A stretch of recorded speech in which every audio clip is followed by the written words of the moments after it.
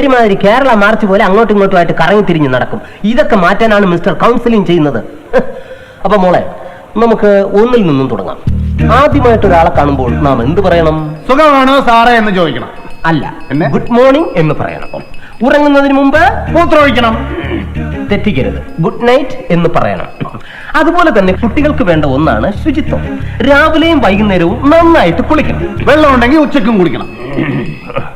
അതുപോലെ തന്നെ ആഹാരത്തിന് മുമ്പ് കൈ നന്നായിട്ട് സോപ്പിട്ട് കഴുകണം. ഇല്ലെങ്കിൽ എന്താണ് സംഭവിക്കുന്നതെന്ന് അറിയാലോ? പോലീസ് പിടിക്കോ? അല്ല, എലിപ്പനി പിടിക്കും. താൻ കുറെ നേരമല്ല നിന്ന് ചൊറിയാൻ തുടങ്ങിയിട്ട്. എടോ, ഞാൻ ഈ കുഞ്ഞിനെ കൗൺസിൽ ചെയ്യാൻ വന്നതാ. ഇത് കണ്ടെങ്കിൽ താൻ നന്നാവാൻ നോക്ക്. അപ്പൊ രാവിലെ ഉണർന്നു കഴിഞ്ഞാൽ മൂത്രമൊഴിക്കണം. അതെ, മൂത്രം ഒഴിക്കണം. എന്നെ കൂടെ പറഞ്ഞ് തെറ്റിക്കുന്നോ? മൂത്രമൊഴിക്കണ്ടേ? ഒഴിക്കണ്ട. 5 ദിവസം ഒഴിച്ചില്ലെന്ന് പറഞ്ഞിട്ട് ഒന്നും സംഭവിക്കാൻ പോകുന്നില്ല. ഗുഡ് മോർണിംഗ് എന്ന് പറയണം. മാഡം, ഒരു ചായ, തൊണ്ടയിലെ വെള്ളം മറ്റി. കൊച്ചമ്മ ഞാൻ എടുത്തോണ്ട്.